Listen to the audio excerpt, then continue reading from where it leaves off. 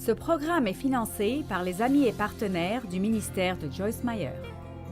Romains 8,15 dit que nous n'avons pas reçu l'Esprit Saint pour que nous restions sous l'esclavage de la peur.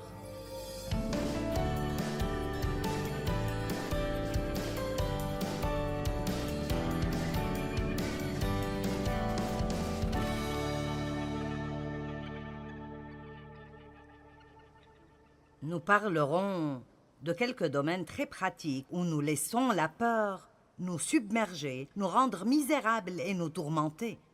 Puis-je vous dire clairement que vous ne pouvez pas vivre pleinement votre vie et avoir peur en même temps? Vous ne pouvez pas vivre pleinement votre vie et avoir peur en même temps. La peur, 1 Jean 4 dit, la peur cause le tourment. Elle nous tourmente. Et donc, certaines sont des craintes que vous pouvez avoir et ne savez même pas que vous les avez. Vous ne le savez pas. Mais ce sont des choses que Dieu m'a aidé à surmonter à travers les années. Et ils ont apporté beaucoup de liberté dans ma vie. C'est une bonne pensée. Numéro 2. Numéro 2. J'ai peur de ne pas recevoir ce que je veux. Maintenant, ça nous fait faire toutes sortes de choses stupides. J'ai peur de ne pas avoir ce que je veux. Jean 21, 18.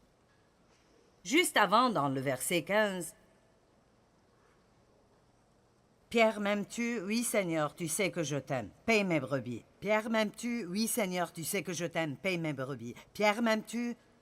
Oui, Seigneur, tu sais que je t'aime. Paye mes brebis. » Alors Jean 21, 18. « Je te le dis, écoutez maintenant ce qu'il a dit. Si tu m'aimes, écoutez. En vérité, je te le dis. Quand tu étais plus jeune, tu mettais toi-même ta ceinture, tu te ceignais toi-même et tu allais où tu voulais. » Et il ne parlait pas d'être jeune en âge, mais d'être jeune dans le Seigneur. Souvent, les bébés chrétiens, il leur faut du temps pour en arriver à se soumettre à la volonté de Dieu. Vous voulez que quelqu'un prie pour vous et avoir une réponse? Allez à un bébé chrétien parce que Dieu se fait un plaisir de se manifester pour eux.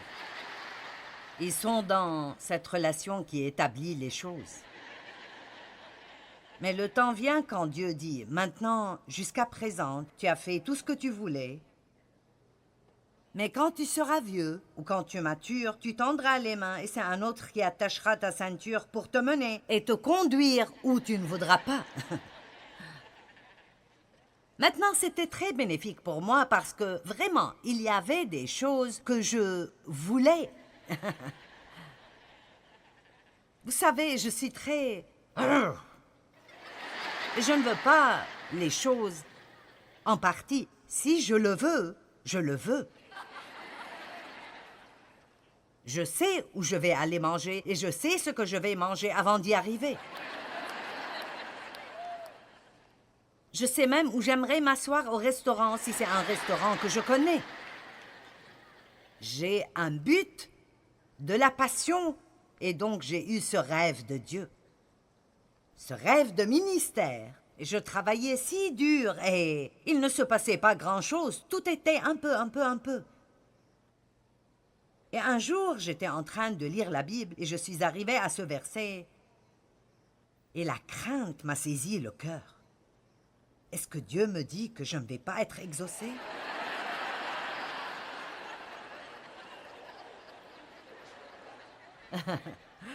Et le Seigneur a parlé à mon cœur. Si je te demande de descendre en ville et d'aider 50 personnes sans abri pour le restant de ta vie, le ferais-tu pour moi?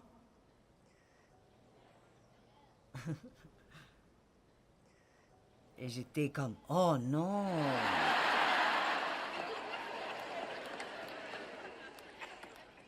Maintenant, quelqu'un ici a dit oui beaucoup plus rapidement que je ne l'ai fait. Vous savez pourquoi? Parce que j'avais un rêve.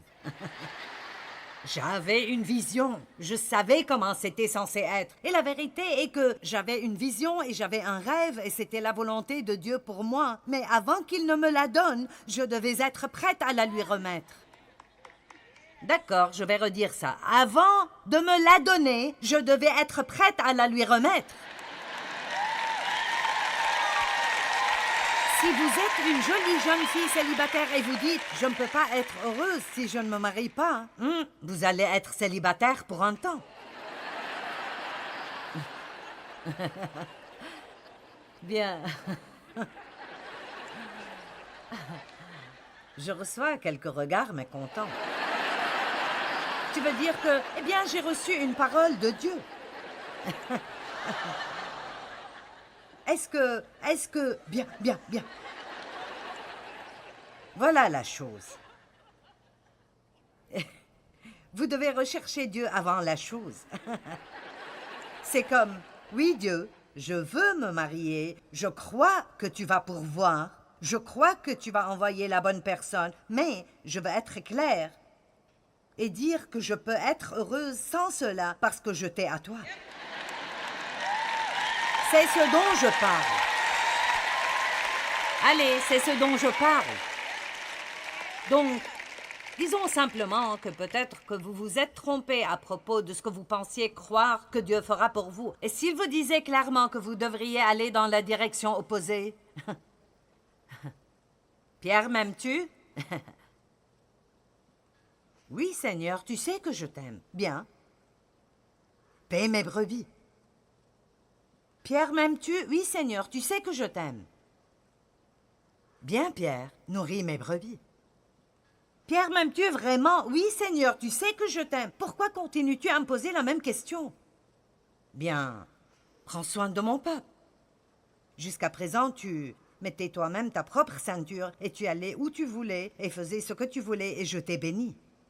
Mais si tu te soumets vraiment à moi, quelqu'un d'autre attachera ta ceinture et te conduira peut-être où tu ne voudras pas aller.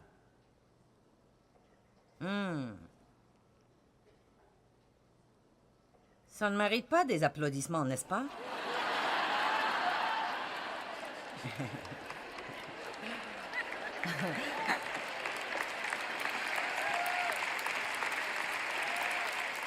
Écoutez, certains d'entre vous sont ici et les choses ne vont pas pour vous comme vous pensiez qu'ils le feraient.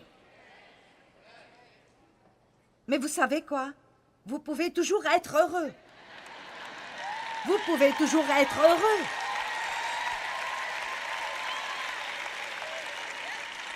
Vous savez, je prie Dieu que ma joie ne soit pas liée au ministère et ce que je fais. Parce que vous savez quoi? Quand je ne serai plus Joyce Meyer, je serai toujours Joyce Meyer.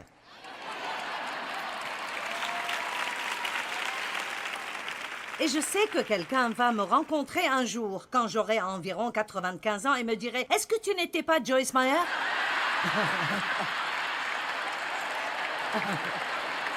Bien, vous voyez, la chose est que je vais toujours être qui je suis, parce que je suis plus que ce que je fais, et vous êtes plus que ce que vous faites.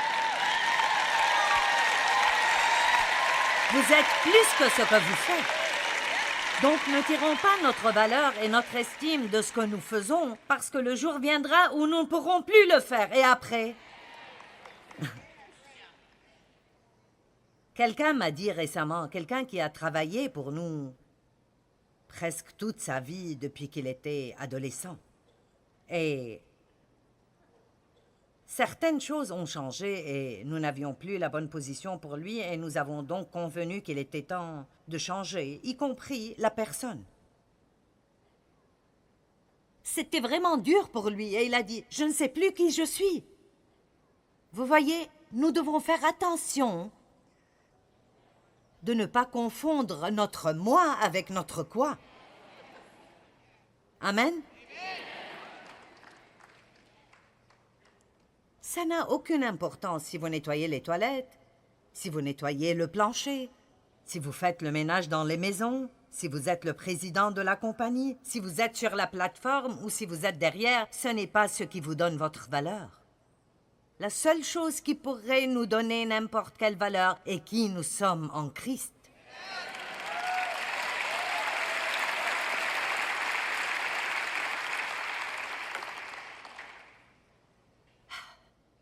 J'aimerais pouvoir vous dire que vous allez avoir tout ce que vous voulez, mais ce ne serait pas très intelligent pour moi de faire ça. vous ne l'aurez peut-être pas. Mais vous allez recevoir ce qui est juste. J'ai dit que vous n'allez peut-être pas recevoir tout ce que vous voulez, mais vous allez recevoir ce qui est juste. Nous devons en arriver au point où nous pouvons dire « Père, ta volonté et non la mienne » et entendre ce qu'on dit. Nous avons besoin de pouvoir dire « Je te remets tout » et vraiment l'entendre. Pas juste le chanter, mais vraiment l'entendre. Vous savez, la croix que nous portons n'est pas un tas de catastrophes et de problèmes tout le temps, et juste tout genre de choses malheureuses et tragiques qui nous arrivent. C'est juste la croix que j'ai à porter. Non, ce n'est pas la croix que nous devons porter. Regardons Marc 8, 34. Et Jésus appela la foule avec ses disciples, et il leur dit, « Si quelqu'un veut être mon disciple, qu'il renonce à lui-même, qu'il s'oublie et se perde de vue lui-même et tous ses intérêts. » Pas d'applaudissements pour ça. Et qu'il se charge de sa croix et qu'il me suive. Alors il me dit ici que la croix que je dois porter dans la vie est de vouloir sa volonté plus que je ne veux la mienne, même au point où si ce que je veux n'est pas ce qu'il veut, je suis prête à dire « Dieu, que ta volonté soit faite. » Allez, nous mangeons plus de viande ce soir. Ceci n'est pas un dessert. Donc, beaucoup de gens ont peur de ne pas recevoir ce qu'ils veulent. Et après avoir attendu pour un moment, vous devez faire attention de ne pas produire les choses vous-même, parce que vous n'allez qu'aggraver les choses. Numéro 3, la peur des mauvaises nouvelles et des problèmes. Le psaume 112, 7 et 8, dans une des traductions, dit « Il ne redoute pas les mauvaises nouvelles. » Son cœur est ferme, confiant dans l'Éternel. Son cœur est affermi, il n'éprouve aucune crainte. Ses adversaires lui seront offerts en spectacle, n'ayant pas peur des mauvaises nouvelles. Croyant que quelque chose de bon va arriver tout le temps. Psaume 46, 1 à 3. Dieu est pour nous un refuge et un appui. Il est puissant et impossible à tenter, un secours bien présent dans la détresse. Que tout le monde dise « Dieu est avec moi ». Et je suis le bien-aimé. J'aime le psaume 27, 13 et 14. J'ai écrit un livre entier basé sur cette écriture. Il est intitulé « L'espoir grandit ». Lisons ensemble le psaume 27, 13 et 14. David a dit « Oh, oh !» point d'exclamation après chaque « oh » dans l'amplifié. Qu'est-ce qui serait advenu de moi? Psaume 27, 13. Je veux que vous le voyiez. Qu'est-ce qui serait advenu de moi si je ne croyais pas voir la bonté du Seigneur sur la terre des vivants? Quel genre de vie auriez-vous si vous continuiez à vous attendre à plus de choses que vous ne pouvez pas supporter? Et parfois, quand nous avons des problèmes, nous commençons à avoir peur des problèmes et avoir peur d'avoir plus de problèmes. Vous savez que des gens seront licenciés au travail et vous pensez « Je vais perdre mon travail ». Oh, si je ne croyais pas voir la bonté de l'Éternel. Laissez-moi vous dire quelque chose. Regardons le verset 14. Mettez votre espérance dans le Seigneur. Soyez forts et courageux. Dites, ne crains pas, et laissez votre cœur s'affermir. Oui, attendez-vous et espérez dans le Seigneur. Nous avons besoin de vivre avec une espérance sainte que quelque chose de bon est sur le point de se produire dans nos vies.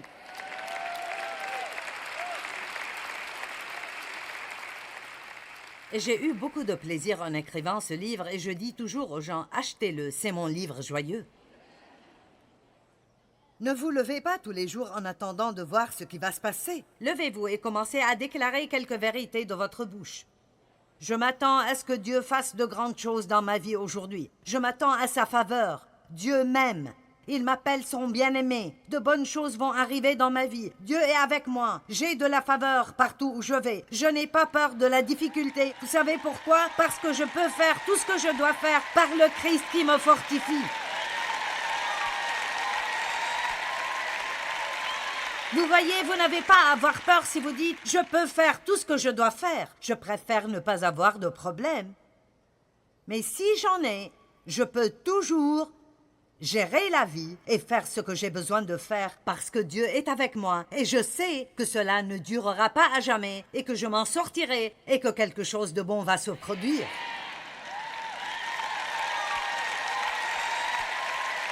Oh Jésus, alléluia. Le diable déteste que vous entendiez le genre de choses que vous entendez ce soir. Mon Dieu, priez pour moi et pour ma protection. Je suis sérieuse, nous avons besoin de vos prières tout le temps. Numéro 4, la crainte de l'échec. Mon Dieu, la peur de l'échec nous garde dans une vie moins que médiocre. La peur de l'échec a sa racine dans la peur du rejet. Nous avons peur que si nous n'allons pas de succès en succès, nous ne serons pas acceptés. Si j'échoue mon test, si je perds la course ou si j'échoue de quelque manière que ce soit, je vais être rejeté. Je ne serai pas choisi. L'une des choses dont je me souviens dans mon enfance et qui a été la plus difficile pour moi, et ce n'était même pas la bonne façon de faire la chose, mais à l'école primaire, nous avions des équipes pour le softball. Et nous avions 2 équipes et 2 leaders. Et les leaders se tenaient là et choisissaient les joueurs qu'ils voulaient. Quelqu'un se souvient de cela? Regardez ça. C'était terrible, n'est-ce pas? Maintenant, si vous arrivez à être la star du jeu, c'était vraiment bien. Mais remarquez cela, dans une situation comme celle-là, et j'ai pensé à ça aujourd'hui, quelqu'un est toujours dernier. Je n'étais pas la dernière, mais je l'étais presque.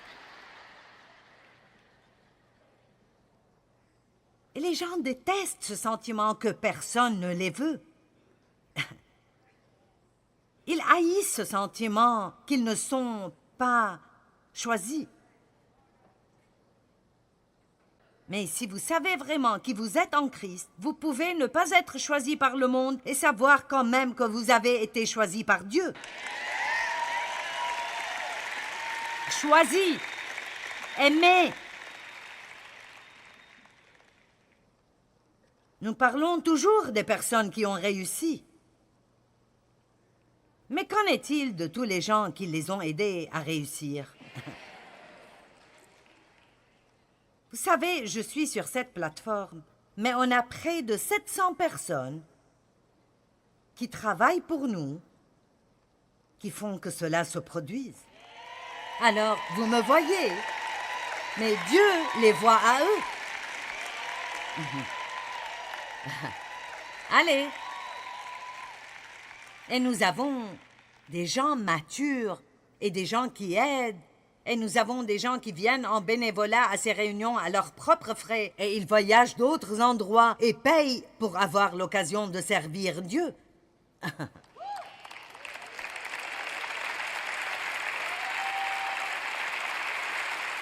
Laissez-moi vous dire quelque chose. Il y a beaucoup de gens incroyables dans le corps du Christ. Je veux dire les gens qui servent et les gens qui aident et les gens qui sacrifient. Et écoutez, ils sont aussi importants que ceux qui sont sur la plateforme. Je pensais aujourd'hui aux Jeux olympiques et nous entendons parler pendant des années et des années des gens qui ont gagné la médaille d'or. Qu'en est-il de toutes les autres personnes qui ont travaillé autant qu'eux? Peut-être qu'ils n'ont pas reçu la médaille, mais ils ont investi le même effort, ils avaient les mêmes désirs. Et le monde est plein de gens comme ça. Vous savez, d'entre toutes les personnes dans le monde, il y en a probablement relativement peu qui sont notoires. Mais laissez-moi vous dire que Dieu prend note des personnes que personne d'autre ne voit, et je suspecte qu'il prend extrêmement plaisir en eux.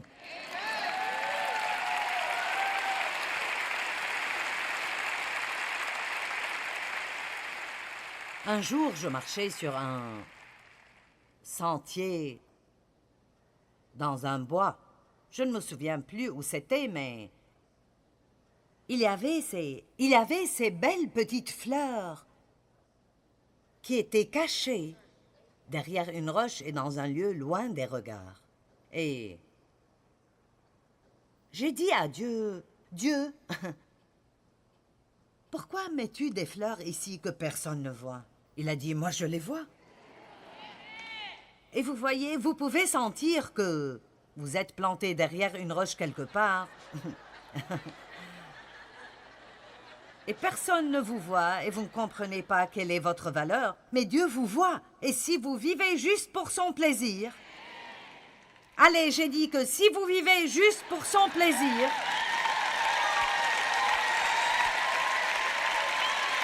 Vous savez, beaucoup de gens passent à côté des choses parce qu'ils veulent que quelqu'un dans le monde les applaudisse. Bien, oui, je reçois beaucoup d'applaudissements, mais cela ne me rend pas meilleur qu'une autre personne.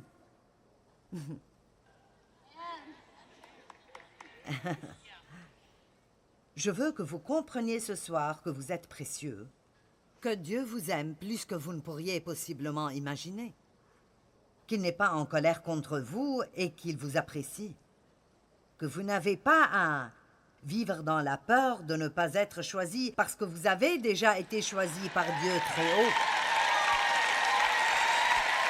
Amen.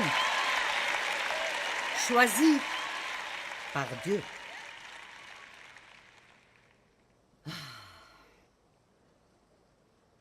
Éphésiens 1, 4.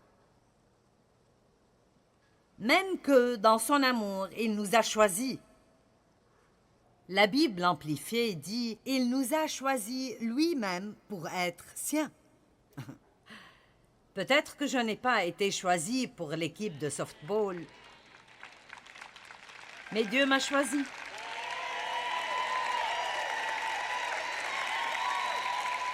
Et Dieu vous a choisi. Vous pouvez vous sentir invisible, mais vous ne l'êtes pas. Dieu vous voit. Il nous choisit en Christ avant la fondation du monde pour que nous soyons saints.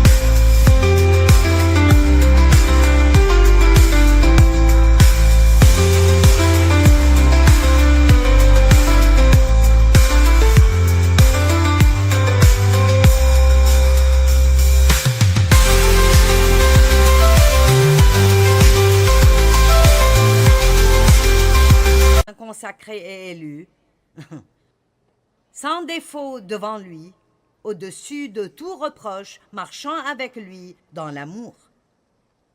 Jean 15, 16 dit « Vous ne m'avez pas choisi, je vous ai choisi, et je vous ai nommé, et je vous ai planté, afin que vous alliez et portiez du fruit. » J'aime ça. Choisi, nommé, planté et portant des fruits.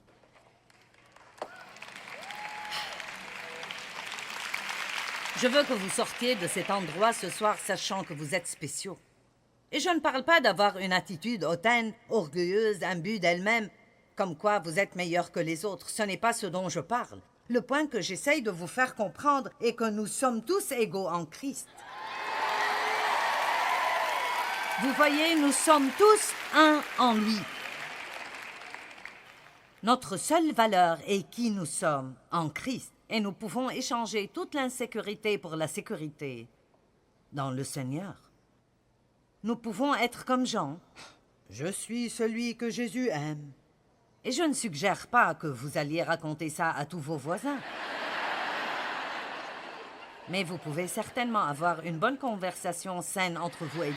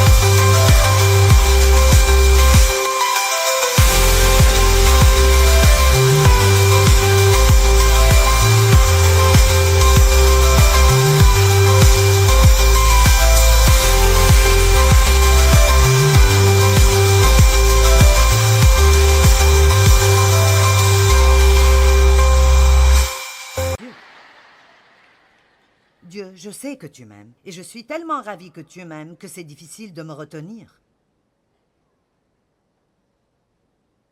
Numéro 5, la peur du changement. Oh mon Dieu, quelqu'un ici a dit « Oh mon Dieu, oh mon Dieu ». D'accord, puis-je vous dire quelque chose? Ce progrès nécessite un changement. J'ai dit que le progrès nécessite un changement. Le monde est en train de changer, que ça nous plaise ou pas. Et je ne dis pas que nous avons besoin de changer nos convictions. Nous n'avons pas besoin de changer notre message, mais nous avons dû changer certaines choses dans notre ministère parce que tout le monde dans nos réunions avait mon âge et ce n'était pas bon.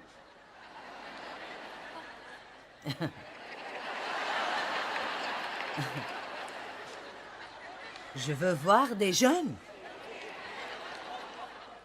Je ne veux pas juste prêcher aux gens qui connaissent déjà Dieu et qui savent déjà ce qu'ils font. Je veux pouvoir atteindre les gens qui sont sur le mauvais chemin. Ce sont ceux qui ont besoin de Jésus. Et personnellement, je n'étais pas contente des changements. Mais voilà la chose bien-aimée. Bien-aimée.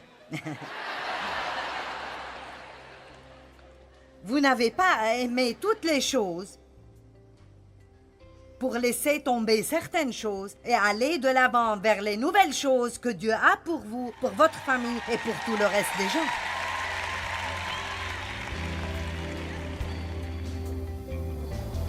Je dis souvent, si la peur frappe à votre porte, répondez-y avec la foi. Vous savez, notre foi doit être basée sur les faits de la parole de Dieu, pas sur nos sentiments. Nous n'avons pas à vivre dans la peur, même si la peur se présente à nous. Nous n'avons pas à nous soumettre à elle.